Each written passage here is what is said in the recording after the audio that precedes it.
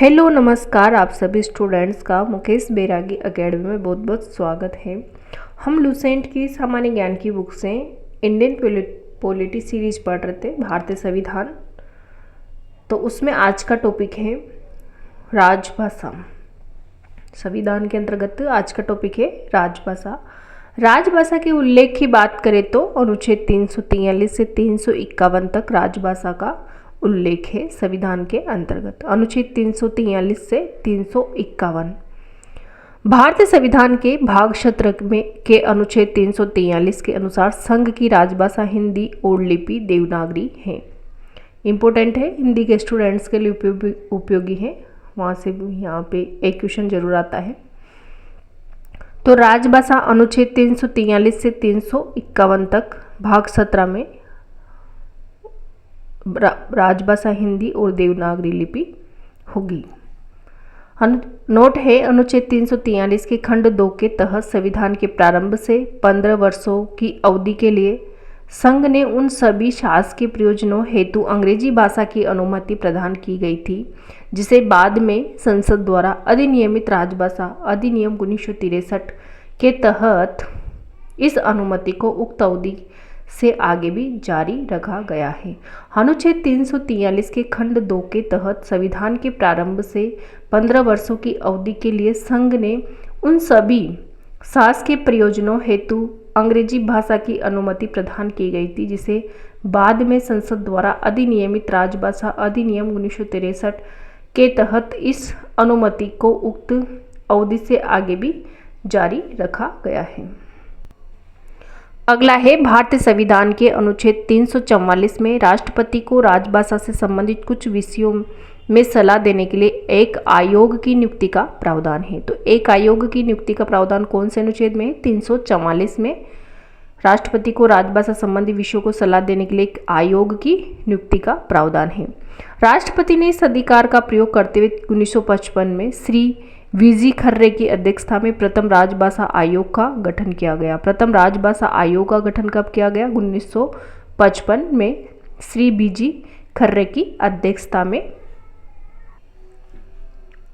इस आयोग ने 1956 में अपना प्रतिवेदन दिया।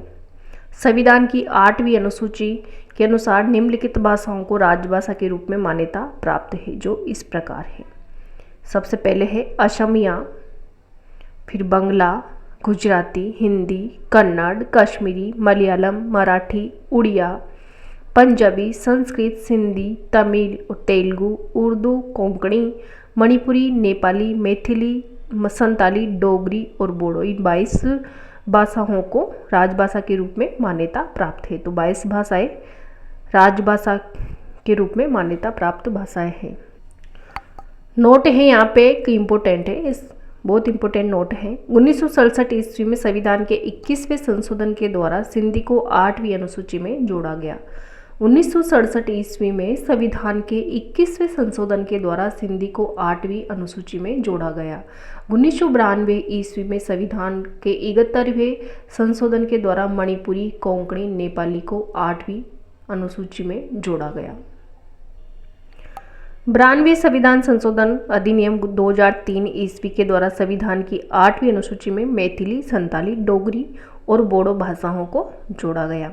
सबसे पहले तो 1967 ईस्वी में 21वें संविधान संशोधन को सिंधी को 8वीं अनुसूची में जोड़ा गया और 1992 में संविधान संशोधन के 71वें संशोधन द्वारा मणिपुर, कोंकणी, नेपाली यानी कि नमक से सोल्ट ट्रिक से याद रख सकते हो 8वीं अनुसूची में जोड़ा गया। और 92वें संविधान संशोधन अधिनियम 2003 ईस्वी के द्वारा संविधान की 8वीं अनुसूची में मैथिली, संताली, डोगरी एवं बोडो भाषाओं को जोड़ा गया। राज्य की भाषा संविधान के अनुच्छेद 345 के अधीन प्रत्येक राज्य के विधानमंडल को ये अधिकार दिया गया है कि वह विधि के द्वारा राज्य के राजकीय प्रयोजनों में से सब या किसी के प्रयोग के लिए उस राज्य में प्रयुक्त होने वाली भाषाओं में से किसी एक या अनेक को हिंदी का अंगीकार कर सकता है, परंतु जब तक राज्य का विधानमंडल विधि द्वारा अन्यथा उपबंध न करे तब तक राज्य के भीतर उन शासकीय के लिए अंग्रेजी भाषा का प्रयोग किया जाता रहेगा, जिनके लिए उसका इस संविधान के प्रारंभ से ठीक पहले प्रयोग किया जा रहा था।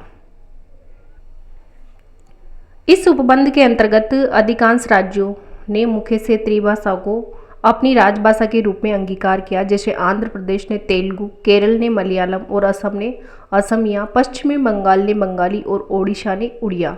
गुजरात ने गुजराती के अतिरिक्त हिंदी, गोवा ने कोंकणी के अतिरिक्त मराठी व गुजराती और जम्मू कश्मीर ने उर्दू, मेघालय, अरुणाचल प्रदेश एवं नागालैंड ने अंग्रेजी, पुडुचेरी ने फ्रांसीसी, त्रिपुरा ने कोकबो रोक तथा मिजोरम ने मिजो। ध्यान देने योग्य बात यह है कि राज्यों द्वारा भाषा का चुनाव संविधान की 8वीं अनुसूची में उल्लेखित भाषाओं तक ही सीमित नहीं है। राज्यों के परस्पर संबंधों में तथा संघ एवं राज्यों के परस्पर संबंधों में संघ की राजभाषा को ही प्राधिकृत भाषा माना जाएगा, परंतु यदि दो या अधिक राज्य यह करार करते हैं कि उन राज्यों के बीच पत्र आदि की राजभाषा हिंदी भाषा होगी, ऐसे पत्र आदि के लिए उस भाषा का प्रयोग किया जा सकेगा। अनुच्छेद 346 यानी कि अनुच्छेद 346 के अंतर्गत पत्र आदि की भाषा का उल्लेख है।